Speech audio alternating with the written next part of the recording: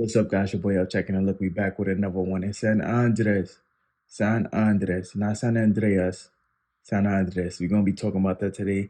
So if you guys are interested, if you've been thinking about going to this paradise of a place, don't go anywhere. Buckle in, it's gonna be a crazy ride. You know how we do it. I'll check it, do it on YouTube. So these are 10 things you gotta know before you book that ticket. And if you got that ticket, you better not use it until you watch this. Let's get it. We're gonna be talking about the do's and don'ts of San Andres. I'm gonna be running down all the things you should do, all the things you shouldn't do. All right, guys. Number one on the don't list, and this one is super important because I think one of the biggest reasons why people don't come to San Andres is because they think it's super expensive. So I got this trick for you guys. Don't book directly from the US. What you're going to want to do is use this backdoor way to get into San Andres, and that's to book two separate tickets. You're going to want to take a US airline if you're in the US to Colombia. Then you're going to want to take a domestic airline while you are in Colombia to San Andres.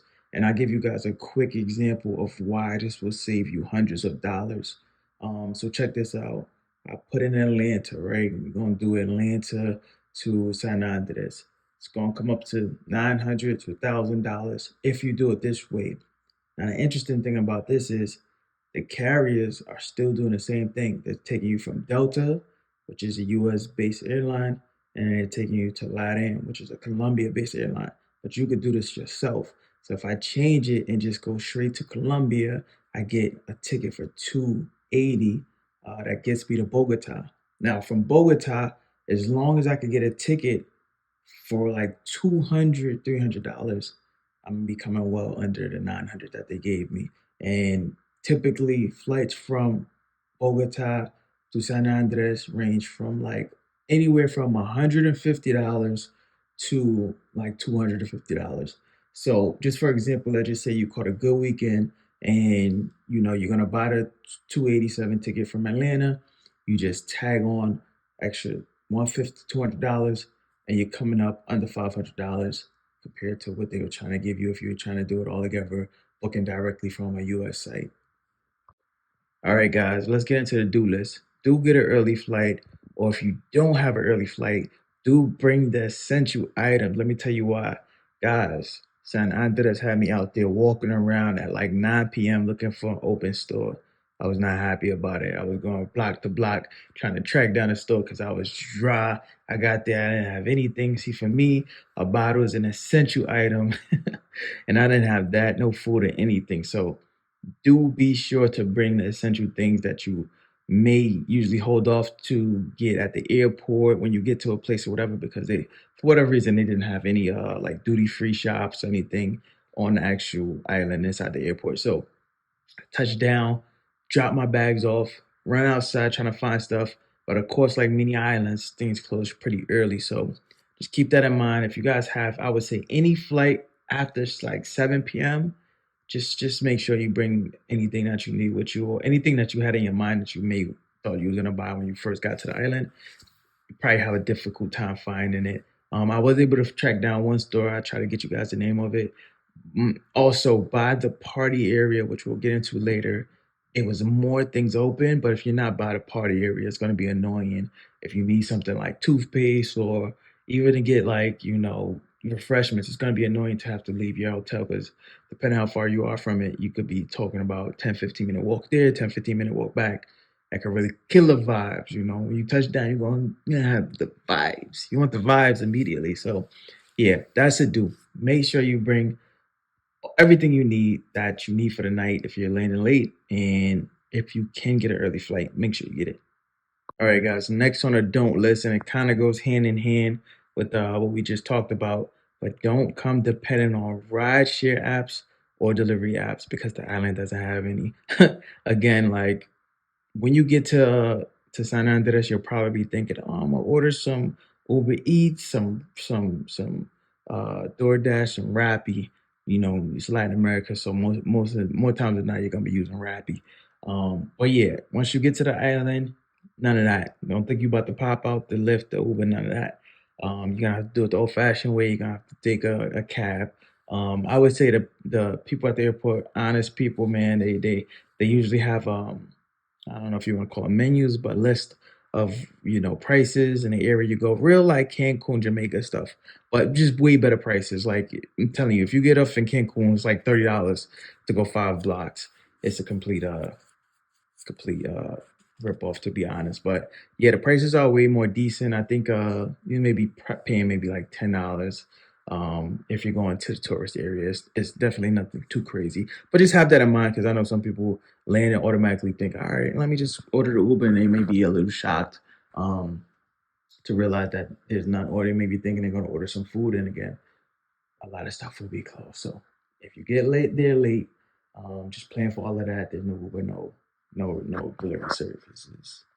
All right, next on the do list, do look into hotels compared to Airbnb. Now you guys know I'm an Airbnb guy, but I gotta give a shout out to hotels here. Why? Well, San Andres is an island. It's not a huge island, and typically, what happens in these cases is because they're so limited on real estate, a lot of times people who are renting out their homes, they're going to overprice them. But compared to hotels, it's a lot more going on. There's a lot more competitive. So you'll probably find a better price. Now, I do have to point this out.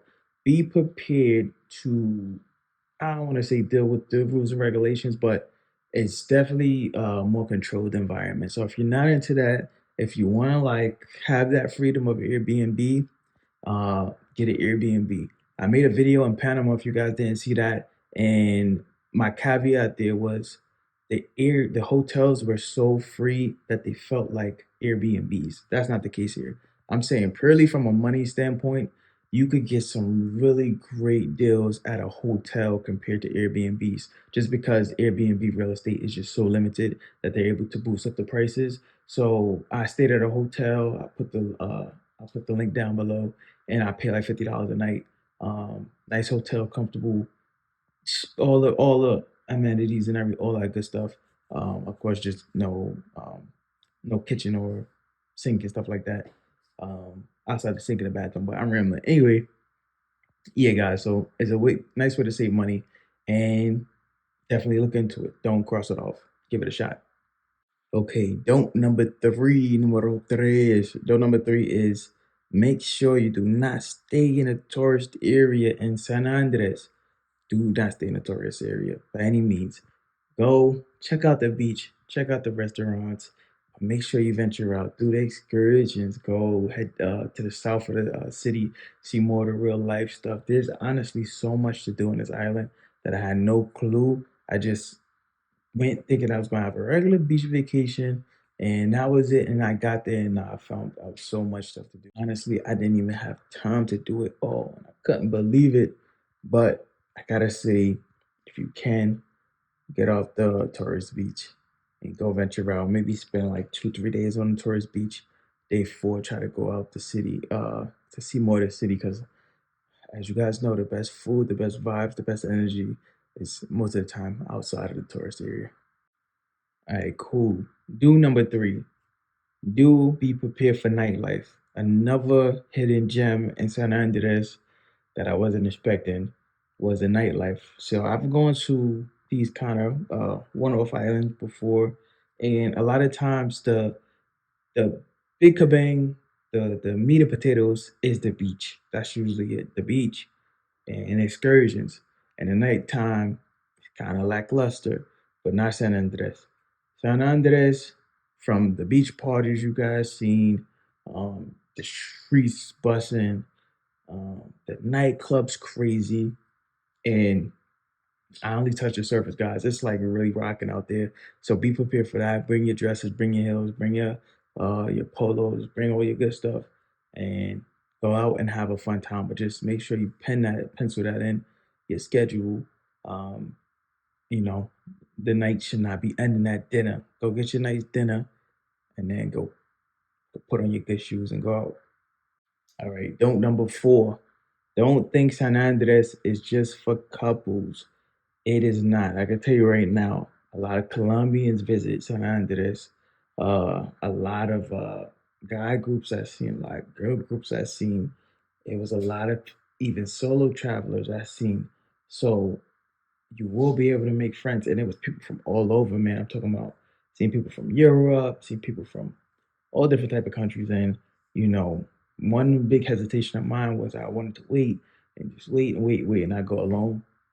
And when I got there, I was like, I definitely could have went alone because you will meet people and be able to make friends, on the actual island, which I didn't think. I seen a lot of people from the island that you could talk to and get to know and everything. So it's definitely a place that you can do a solo trip. So don't be afraid to do the solo trip if you're having hard times finding someone to go with. You will not regret it. Trust me. If you do, write me on Instagram and I will give you a refund for your trip in the form of a sorry. Do number four or five or three. But yeah, the next do is do bring cash. Um, there is some places to get cash, but I didn't really see a lot of places, and cash rules everything around San Andres. So make sure you have cash on you because you will be, spending. I go to places like Brazil and other places that it's so easy to use your card, but I didn't get that vibe in San Andres. I guess because it's a city, island. Um, a lot of things, a lot of companies preferred cash. A lot of businesses preferred cash, even though I'm guessing that there was a credit card option, but I would say it's not like a Brazil where you could buy like literally a $3 drink with a credit card. So just make sure you have that cash on you so you don't end up running out and you got to run around the island try to find a bank. Okay, guys. So the last don't. And this one is very important, very, very important. The last don't is do not come to San Andres for less than 5 days. You will thank me. You will thank me. Especially if it's your first time. Maybe if it's your second, third time, okay, 3 days you could do it. But if it's your first time, you will regret coming anything under 5 days. For number one, for the first reason, for some, I don't know what in the world happens on this island, but time moves extremely fast.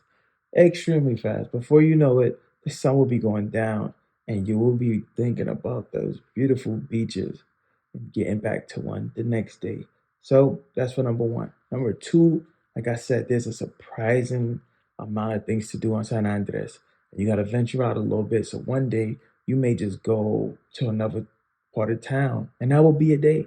That will be your whole day. And now when you get home, you're gonna be thinking about the other beach that you didn't go to. And you're gonna be like, dang, I wanna check this out today. But then I also wanna go to an excursion. But I only got it 3 days. I can't do it. I can't do it. I should have listened to El Check-in. I really be tweaking. I really be thinking I know more than El Check-in. I really be thinking I'm smarter than El Check-in. Now you gotta live with the decision you made. Because now you already paid for a 3-day trip, but you wanna do more. So anyway, make sure you do the 5 days. Talking about the first 2 days, you probably gonna just spend straight up on the beach. I'm telling you, straight up on the beach. Amazing. Amazing. Amazing beach. You're gonna want to get 2 excursions and that's 4 days right there. That's 4 days right there. So make sure you get 5 days. You won't regret it. All right, guys, last do, and this is just a hidden gem, true treasure. Last tip, trick that I could give you guys. Make sure you bring water shoes and make sure you bring a waterproof case holder for your phone. Um, the water shoes is because, especially on excursions like the Johnny K and El Aquario, it's very rocky, very, very rocky. San Andres got a lot of rocks. And you don't want to hurt yourself. You don't want to cut your foot or whatever. There were some beaches, like I brought water shoes. There were some beaches I could not have gotten the water out of my water shoes. So I was eternally grateful that I had them on me. The water case is just really helpful because those dang boat rods will leave you drenched. They will leave you drenched. Um, my phone that I'm currently operating off of is damaged. It's so damaged. It's all messed up because uh it got water damage. So I definitely recommend that you guys make the freaking $5 investment.